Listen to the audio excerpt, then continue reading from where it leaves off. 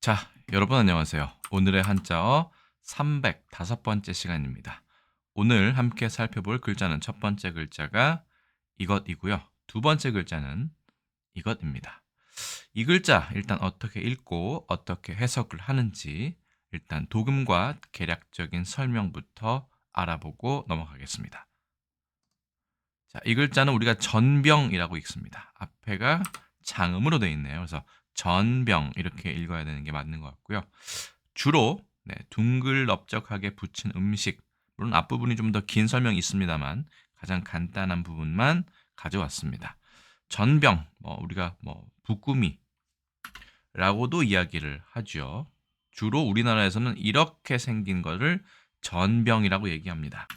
재미있는 건 뒤에 설명은 드리겠지만 중국에서는 이것을 찌엔빙이라고 얘기하는데 이런 형태는 일단 아닙니다.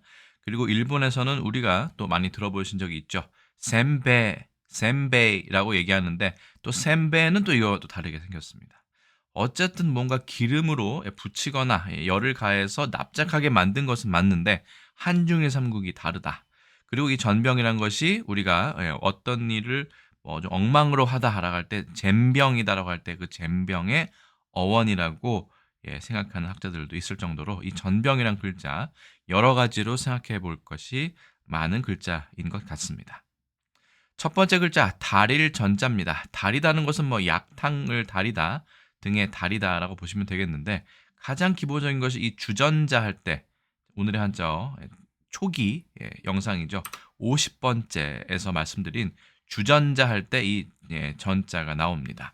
이 전자 같은 경우는 그냥 대충 모양만 보셔도 앞전자가 있죠. 앞전자 같은 경우는 한쪽 면이라는 뜻도 있지만 여기서는 오랫동안 이렇게 보셔도 될 것 같아요. 그리고 보통은 위쪽 아니라 아래쪽에 기름을 넣고 불을 이렇게 열을 가하는 것이기 때문에 한쪽 면만, 앞쪽이든 뒤쪽이든 한쪽 면만 이렇게 지지게 된다. 이런 뜻으로 보시면 될 것 같아요. 주전자도 마찬가지죠. 원래는 술 주자에 달일 전자를 쓰는 거기 때문에 술을 넣고 한쪽으로만 그렇죠? 이렇게 생긴 것을 한쪽으로만 이렇게 끓여서 술을 식지 않게 만드는 것이 주전자의 원래 용도였다라는 것을 알 수 있습니다. 자, 자자는 작은 물건이나 아니면 어떤 것을 하는 도구를 나타내는 우리말 접미어죠. 접미어 자자가 붙은 주전자입니다. 자세한 사항은 오늘의 한자 50번째 컨텐츠를 한번 참고해 보시면 좋을 것 같습니다. 자, 달일 전자 물론 앞전자가 음을 나타내고 아래쪽에 있는 연화변이라고 얘기하죠. 연화발, 화, 불화자인데 이렇게 결합했다고 볼 수 있겠습니다. 설문의 자를 보시더라도 이 앞전자 같은 경우는 소리를 나타낸다라고 되어 있기 때문에 형성자로 보는 것이 가장 좋겠습니다. 다만 다리다라는 것은 한쪽 면에만 열을 가하는 것이기 때문에 앞전자는 뜻도 어느 정도 가지고 있다라고 볼 수 있겠습니다. 보니까 초사에도 이 다릴 전자가 나오네요. 그래서 좀 그렇지만 이 기러기, 그다음에 외과리 등을 이렇게 다렸다, 탕을 끓이는 모양이에요. 이런 표현이 있다라고 되어 있습니다. 재밌는 건 복글 오자가 있다는 겁니다. 이 복글 오자 같은 경우도 중국에서 많이 쓰는데 이것도 사실은 오랫동안 다리다라는 뜻입니다. 오히려 중국에서는 이거는 기름에 오랫동안 지지는 걸 얘기하고요. 이거 같은 경우는 약탕 같은 경우는 오랫동안 이렇게 조리고 다리는 걸 얘기합니다.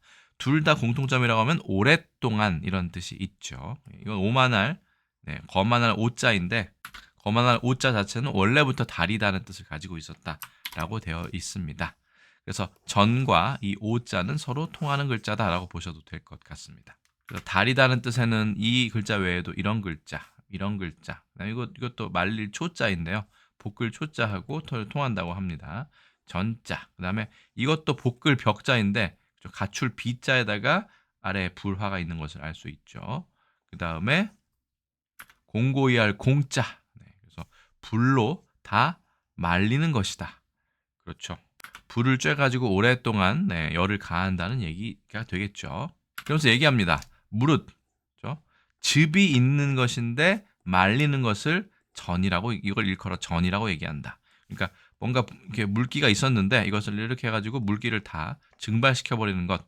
그러니까 뭔가 좀 딱딱하게 만들거나 물기가 없어지는 네, 그런 효과가 있겠죠. 어쨌든 네, 형성자로 본 것 같습니다. 설문회자에서는 달일 전자를 보았고요.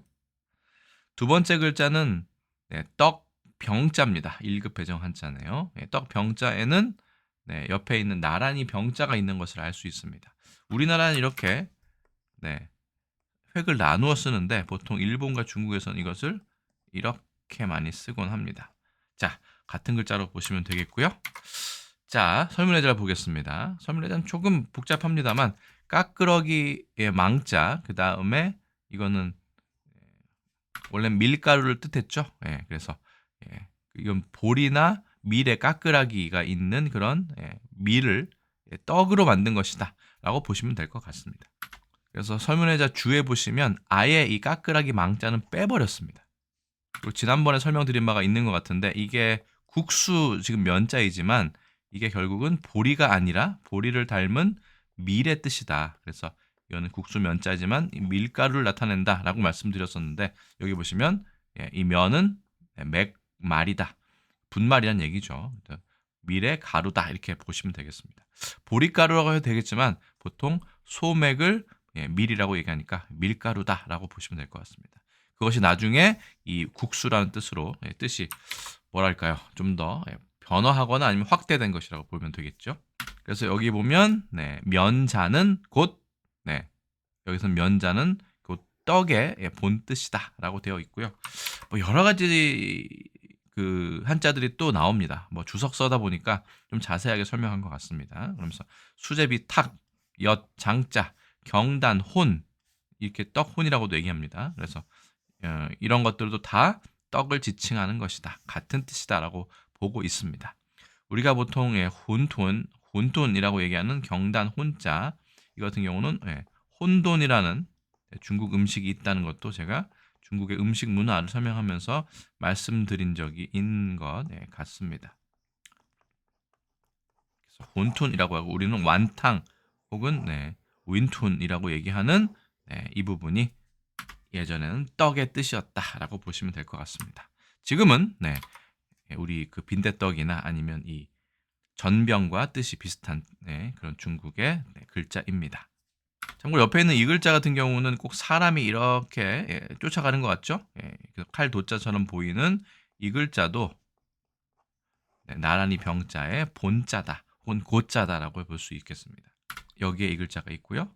그 다음에 먹을 식자 같은 경우도 본자는 원래는 찬합 위에다가 맛있는 것 위에 이렇게 뚜껑을 덮어놓은 그릇을 얘기한다. 그래서 이 글자가 밥식 먹을 식자의 본자다라고 할 수 있겠습니다. 발음은 필영절이니까 반절법에 의해서 평이라고 발음을 했다라는 걸 알 수 있네요.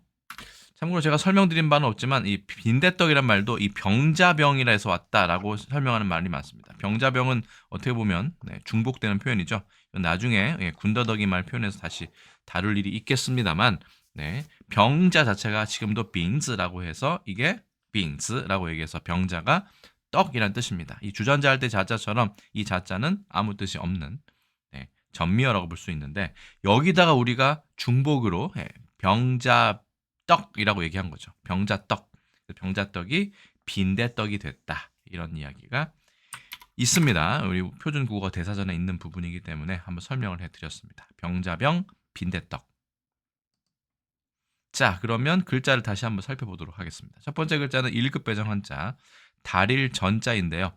총 13획이고 가장 좋은 것은 깔끔한 설명은 위의 것은 소리고 아래 것은 뜻이다 라고 보시면 될 것 같습니다. 자, 하나, 둘, 셋, 넷, 다섯, 여섯, 일곱, 여덟, 아홉, 열, 열하나, 열둘, 열셋, 13획이고요.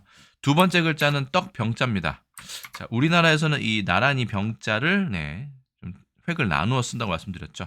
한번 보겠습니다. 하나, 둘, 셋, 넷, 다섯, 여섯, 일곱, 여덟, 아홉, 열, 열하나, 열둘, 열셋, 열넷, 열다섯, 열여섯, 열일곱에서 17획이 되는 것을 알 수 있습니다.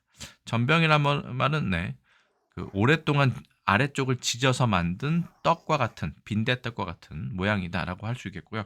우리가 보통 이 전자 같은 경우는 뭐 아시겠지만 우리가 부침개 혹은 경상도 쪽에서 지지미, 일본에서는 치지미라고 얘기합니다. 이 지지미를 뜻하는 전입니다. 그렇죠? 육전이니 생선전이니 아니면 화전이니 할 때 이 달일 전자 자체가 이 부침개의 뜻도 우리나라에서는 가지고 있는 거 보면 이 전자가 기름을 써서 한쪽만 이렇게 뭔가 물론 양쪽을 다 붙이기도 합니다만 한쪽을 주로 이렇게 오랫동안 지지는 그런 뜻을 가지고 있는 것을 알 수 있습니다. 자, 우리나라 국어사전의 사전적 정의를 보겠습니다. 전병 첫 번째 뜻, 찹쌀가루나 밀가루 따위를 둥글넓적하게 붙인 음식을 통틀어 이르는 말이다라고 되어 있습니다.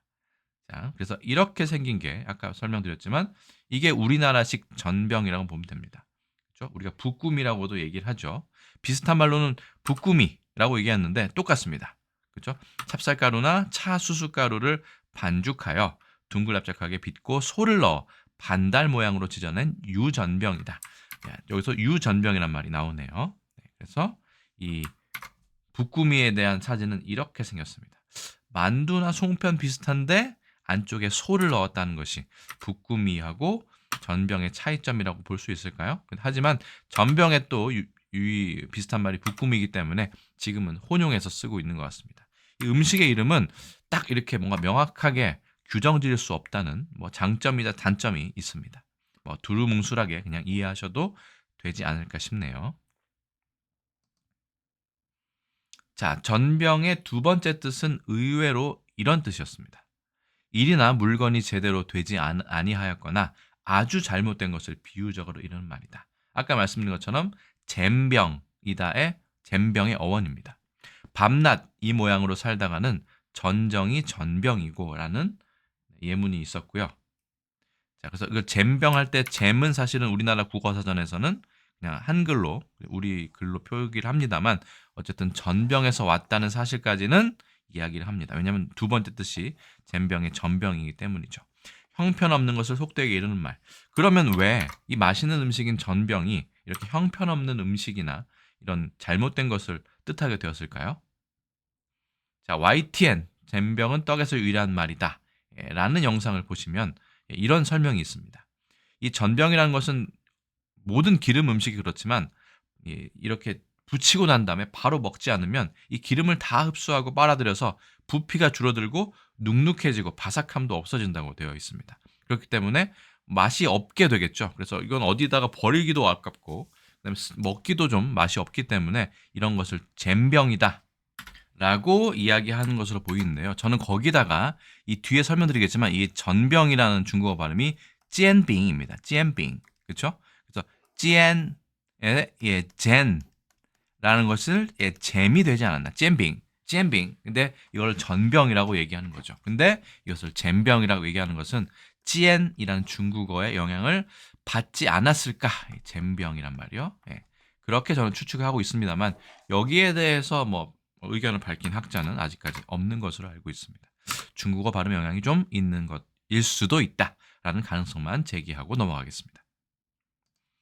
어쨌든 이 전병이란 말은 우리나라에서는 잼병의 어원이 될 만큼 무언가 식으면 맛이 없는 그런 형편없는 음식을 뜻한다고 되어 있습니다만 일본에서는 다릅니다. 일본에서는 셈베라고 얘기해서 우리나라 국어사전에 있는 내용입니다. 일본에서 건너온 건과자의 하나다.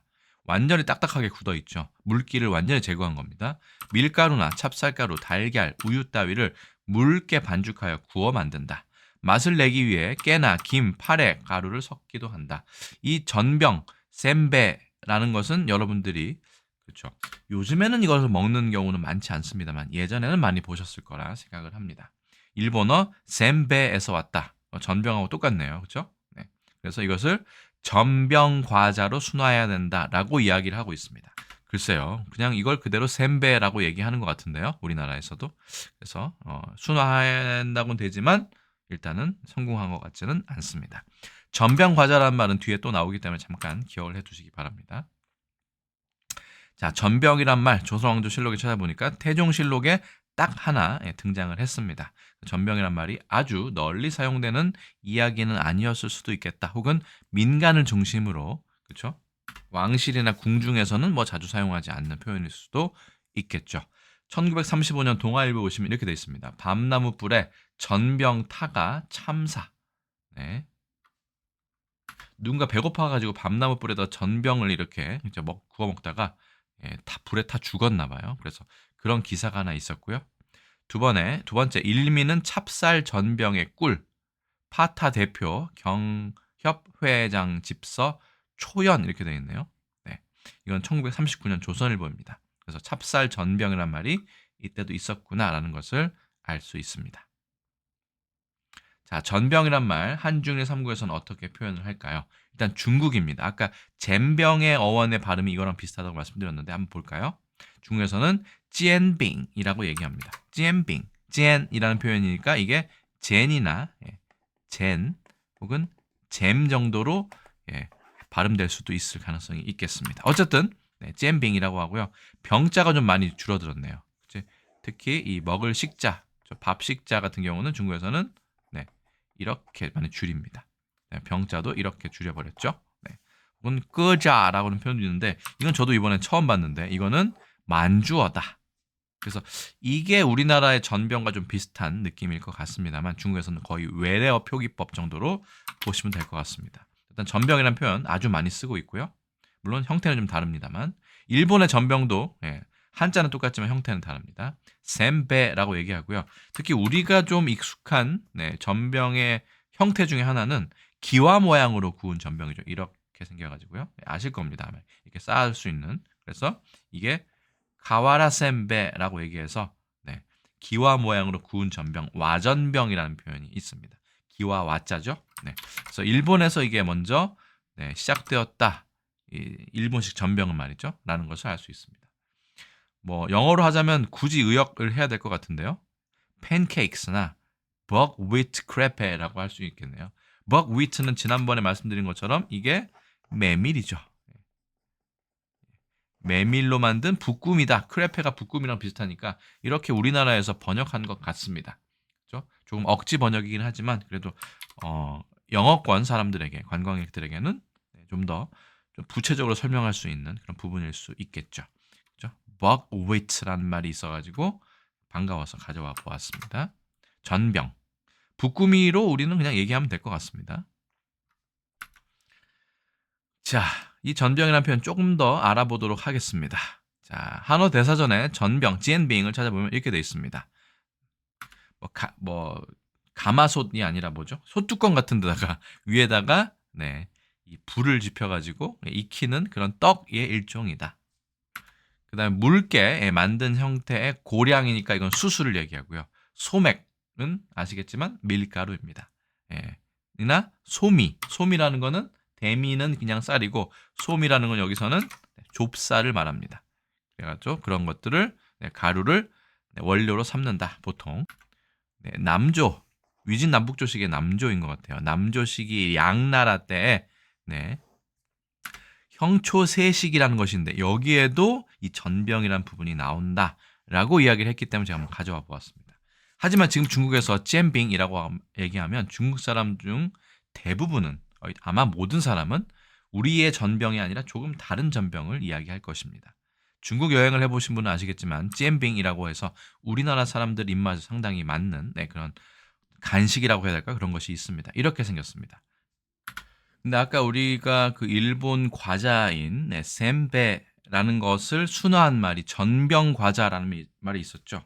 지금 중국에서는 이렇게 생긴 전병, 煎빙을 煎빙구어즈라고 얘기합니다. 안쪽에 과자가 들어가 있기 때문인데요.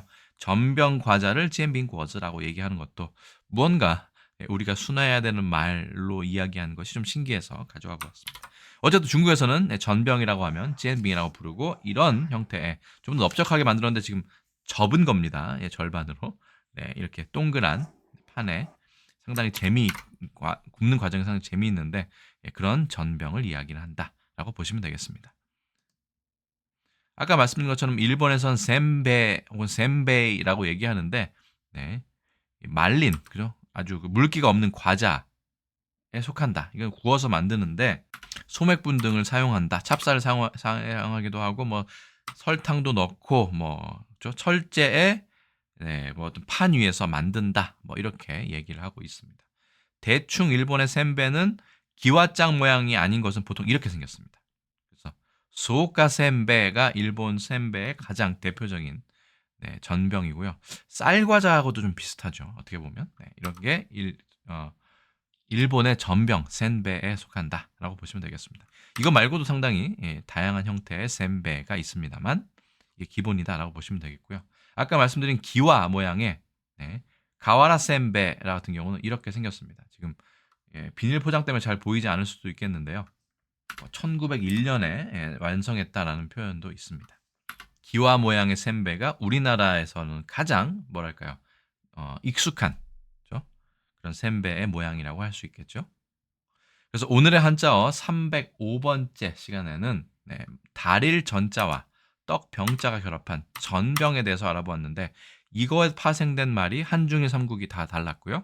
그다음에 우리가 완전히 잼병이다라고 할 때 잼병의 어원에서도 이 전병이 있었다. 한중일 삼국의 한자는 비슷하지만 서로 그 형태나 맛과 모양은 전혀 다른 음식, 전혀 다르다고 해야 될까요? 거의 매우 다른 음식이라는 것도 사진을 통해서 그리고 설명을 통해서 알아보았습니다. 오늘 컨텐츠는 어떠셨는지 모르겠습니다. 우리나라 전병, 부꾸미도 맛있지만 중국의 煎빙도 맛있고요. 일본의 센베도 고급스러운 여러 가지 다양한 원료를 사용한 센베도 있기 때문에 한중일 통합을 위해서 전병을 이번 기회에 비교하시면서 한번 맛을 보시는 건 어떨까라는 생각도 해보았습니다. 제가 준비한 내용은 여기까지입니다. 저는 또 다음에 다른 컨텐츠에서 인사드리겠습니다. 여러분 안녕히 계세요.